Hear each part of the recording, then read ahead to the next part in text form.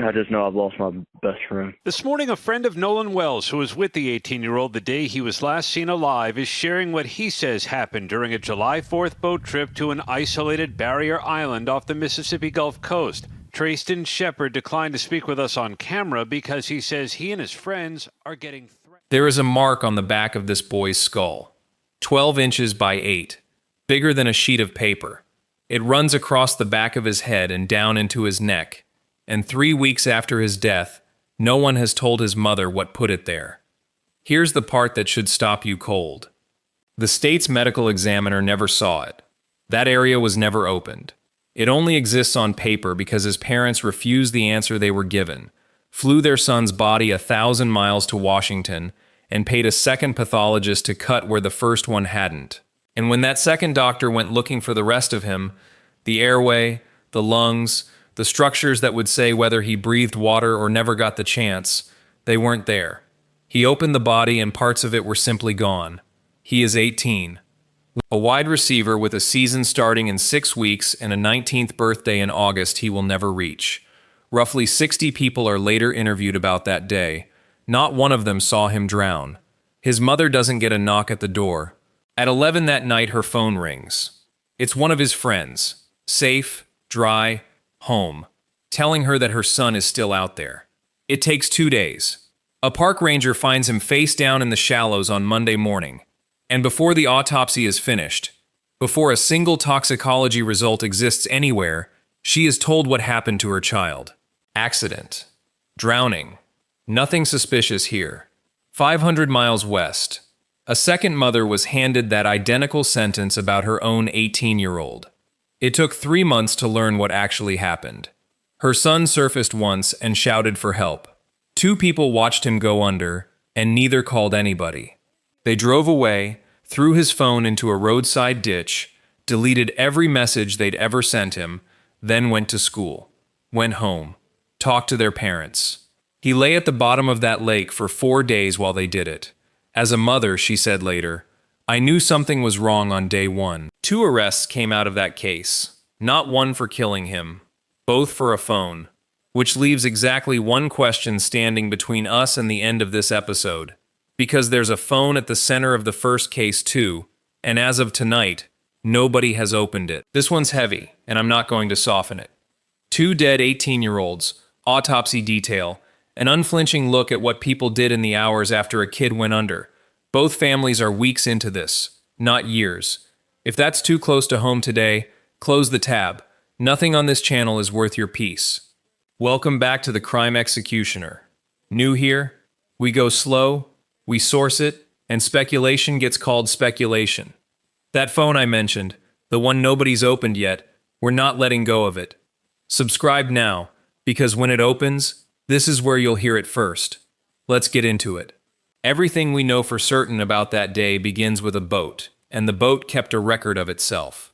It left a private dock that morning at 9:56. A little over an hour later, at 11:14, it reached Horn Island, a thin strip of sand 10 miles off the Mississippi coast, reachable only if someone takes you. No roads, no shops, no lifeguards, no real cell service. Once that boat idled up to the shore, everyone aboard was cut off from the mainland. One of them was Nolan Xavier Wells, 18, from Ocean Springs, a wide receiver who'd just begun his college football career. His father would later call him not just a swimmer, but a strong swimmer. The distinction matters, and we'll come back to it. In August, he was going to turn 19. For most of the afternoon, there's nothing to report. Young people on a beach on the 4th of July, the hours passing the way they pass. Then the timeline tightens. Around 3 o'clock, one of the friends sees Nolan for what he'll later say was the last time. We know this because that friend's mother is a chancery judge in the county, Ashley Cole, and she's spoken about what her son told her. 3 o'clock. After that, the accounts thin out. Because an hour later, around 4, something goes wrong with the boat. The operator calls a private towing company, a call later obtained by NBC News through a public records request. On it, he reports a bilge pump failure, the pump that keeps water out of the hull. They're at the west tip of the island. Around 7 people aboard. And the words he uses aren't the words of a minor problem. He says they're sinking. Help comes. The vessel is towed roughly 3 miles before it regains power, then finishes the journey its GPS logged the whole time, into Fort Bayou at 5:52, back to the dock at 6:06. Read that sequence back, and one thing should jump out. The boat came home. The people on it came home. Nolan did not. The distress call does something important, and it would be dishonest not to say so. It backs up part of what the friends have said. There really was a problem with the boat. It really was taking on water. Anyone claiming the whole story is invented has to explain away a recording made in real time. But corroborating part of a story isn't the same as explaining it. That call tells us the boat was in trouble. It doesn't tell us why no one turned around for the 18-year-old who wasn't on it. It doesn't tell us where Nolan was at 4:31 when the boat pulled away. And it doesn't tell us how a strong swimmer, on a beach he'd spent all day on, ended up somewhere no one could see him. That night, the phone that finally rang wasn't the sheriff's. It was a friend, calling around 11 to tell Nolan's mother her son was still out there. And then 2 days went by before anyone found him. For 2 days, the water kept him. What follows the phone call that night is the part every family dreads. A search. Not one boat, not one agency, but several working the same stretch of coast. The Coast Guard, the Mississippi Department of Marine Resources, the National Park Service, which manages the island itself. When someone goes missing off a barrier island, the search area isn't a room you can seal and comb. It's open water, moving constantly, and every hour widens the space where a person could be. It ended on the morning of July 6th. A National Park Service ranger found Nolan off the northwestern shoreline, not far in the end from where the group had spent the day. The next day, the sheriff spoke. John Ledbetter told the public investigators saw no indication of a crime and that Nolan's friends were cooperating. Around the same time, the county coroner noted no immediate visible signs of trauma. Here it's worth being fair, because there is an ordinary explanation, and it's the most likely one. People who know Horn Island will tell you the water there isn't to be trusted. Currents shift. Conditions that look calm can turn in minutes. Strong swimmers have been caught out by places exactly like this. Nothing about that shoreline requires a villain. Sometimes the water is simply the water, and it doesn't ask whether you can swim. But notice the order of events, because the order is the problem. The sheriff said no crime, and the coroner noted no obvious trauma, before the state medical examiner had performed the autopsy. That exam happened on July 7th, after the public reassurance, not before it. The conclusion arrived first. The examination came second, and that exact sequence, an answer offered before the evidence was in, had happened somewhere else, only months before. 500 miles west, in Texas, another family had already lived the beginning of this story.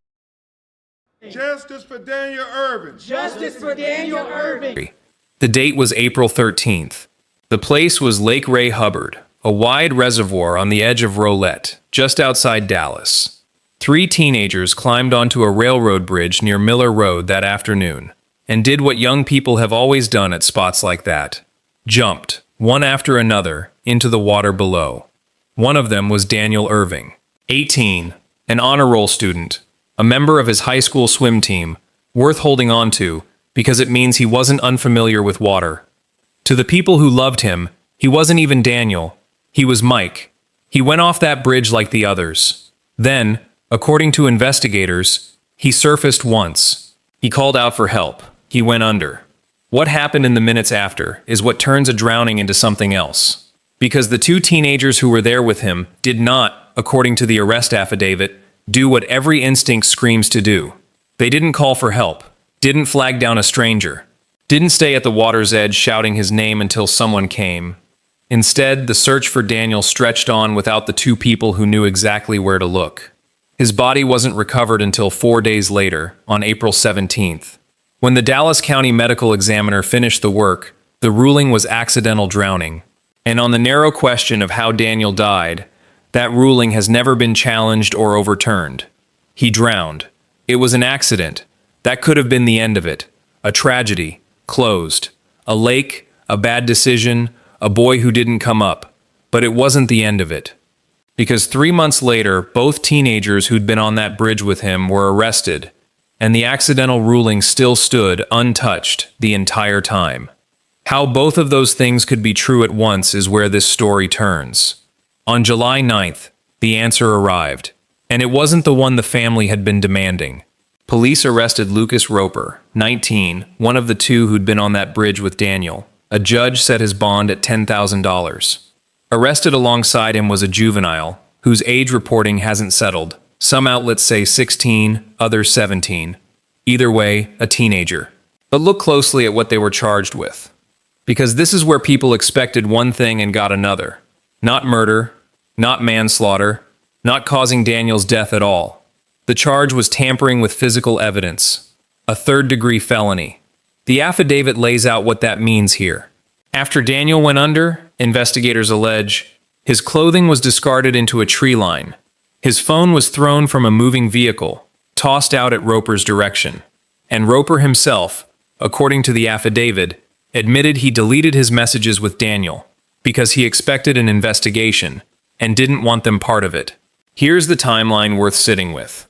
Detectives interviewed Roper on April 20th, days after Daniel's body was recovered. The arrest didn't come until July 9th. Nearly 3 months separate the conversation from the handcuffs. This is the idea the whole case turns on, so I'll say it once, clearly. How a person died and what people did afterward are two separate legal questions, with different standards and different evidence, and they can live side by side in one file without contradicting each other.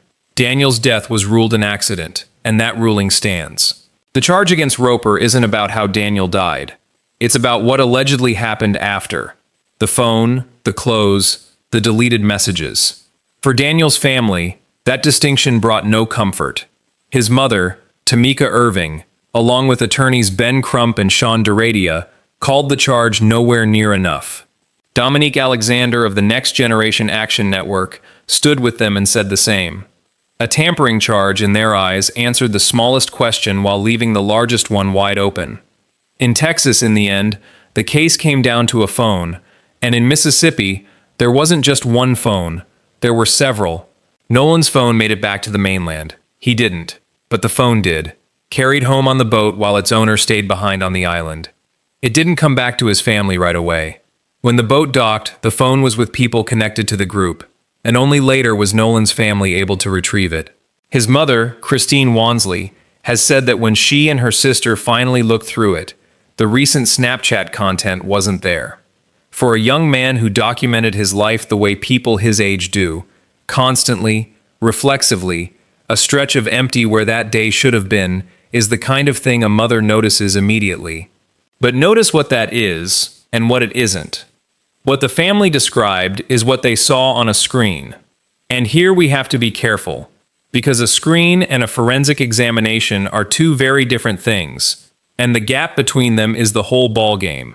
When you look at a phone yourself, you can see something is missing. What you cannot see is when it went missing, or how, or whose hand did it. A proper forensic extraction can reach those answers. It can surface deletion timestamps, the digital fingerprint of the moment something was removed. It can sometimes recover data thought to be gone. And crucially, it can separate two things that look identical to the naked eye. Content a person deliberately deleted, and content that simply expired on its own, the way Snapchat is built to make messages vanish by design. That distinction isn't academic. Remember Texas. There, the case for tampering had something powerful behind it. A person saying in his own words why he deleted what he deleted. That supplied intent directly. Without an admission like that, intent has to be built the hard way, piece by circumstantial piece. Who had the phone, for how long, and what the data itself can be made to reveal. So far, no completed forensic examination has been made public establishing what was removed from Nolan's phone, when, or by whom. What we know is that one is coming. Attorney Ben Crump has confirmed a joint inspection with the Office of District Attorney Angel Myers-McElrath, the family's experts and the state's experts, working the device together. Crump has gone further, calling for the friends' phones to be examined too, not just Nolan's. and Sheriff John Ledbetter has said the FBI is assisting with the digital side of the investigation. That inspection hasn't happened yet. When it does, we'll cover it here first. So if you want to know what that phone gives up, this is the channel to follow. The phones are one open question. The examination of Nolan's own body was another. The family did not trust the answer they were given. So they went looking for a second one and went a long way to find it. They had their son flown from Mississippi to Washington, D.C., a journey funded in part by former NFL quarterback Colin Kaepernick, so the examination could be done by someone with no connection to Mississippi law enforcement. The pathologist they turned to was Dr. Roger Mitchell Jr., president of the National Medical Association and former chief medical examiner for the District of Columbia. If you wanted an independent set of eyes, you could hardly ask for a more credentialed pair. Mitchell conducted his examination on July 10th. His report was dated July 19th. The findings were made public on July 22nd at the NOC National Convention in Chicago. The headline conclusion was, in a sense, no conclusion at all. Cause of death, undetermined. Manner of death, undetermined. Pending further investigation.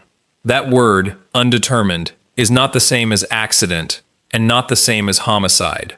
It's a professional refusal to say more than the evidence allows. Mitchell did document one specific finding, on the back of the head. He was careful how he framed it, inconclusive, something that merited further investigation rather than a conclusion in itself. He noted the state's own examination hadn't opened that area, and he was equally clear about what he did not find: no fractures. Here an honest account has to slow down, because the second examination came with real limits, and Mitchell said so himself rather than hiding them. Certain internal structures had been retained by the state examiner during the first autopsy, so they simply weren't available to Mitchell for the second. That sounds ominous until you hear the rest. Mitchell himself noted that retaining those structures is standard, ordinary practice, routine when there are questions worth further testing. Both things are true at once. It was normal procedure, and it still placed a real ceiling on what an independent examination could confirm. There was another limiting factor too, one Mitchell stated plainly and no one could have prevented. The passage of time itself had narrowed what any examination, first or second, could now establish for certain. So two examinations now existed, and neither could truly close, because both were still waiting on the same single test. The test everyone is waiting on is toxicology, and as of today, neither side has released it. Not the state, not the family's independent examiner. To understand why that one missing piece holds up everything else, you have to understand how a drowning is actually determined. It isn't what most people assume. There's no single finding, no one clean marker, that proves a body has drowned. Drowning is what pathologists call a diagnosis of exclusion. You don't reach it by finding proof of drowning, you reach it by ruling everything else out, one alternative at a time, until drowning is what's left standing. And the tool that does most of that ruling out is toxicology. It's the test that tells you what was or wasn't in a person's system. The thing that either closes off other explanations or opens them up. It's also by nature slow. These results routinely take weeks, and there's no rushing the chemistry. The Jackson County coroner, Bruce Lind, has confirmed what that means in practice. The state's report isn't finished, because it can't be until the toxicology is in. One thing should be clear, because in a vacuum this gets twisted. Nobody has suggested drugs played any role in Nolan's death. Not the family, not investigators, not the pathologist. This is a point about procedure and nothing else. About why a conclusion can't responsibly be issued yet, no matter how badly everyone wants one. Even Mitchell has said the proper place to interpret these results, when they arrive, would be before a grand jury. But here's the human problem with a slow test. While the science takes its weeks, the silence doesn't stay empty. People fill it. And into that vacuum came two accounts of the same afternoon that could not both be true. Two people described the same afternoon, and their descriptions don't fit together. On one side are Nolan's friends. Their account, given to investigators, is that Nolan chose to stay behind on the island, that he intended to catch a later ride back with a different group, rather than leave when the boat left. On the other side is a young woman who was on the island that day. She has told the family something different, that Nolan said he was heading back to their boat. Those are not the same story. One has him deciding to stay, the other has him planning to go. Her account, at first, didn't come directly from her. It reached the public secondhand, through relatives who went online to correct rumors spreading faster than anyone could manage. Only later did it come into clearer focus. Some of what's publicly known comes from the friends themselves. Traced in Shep.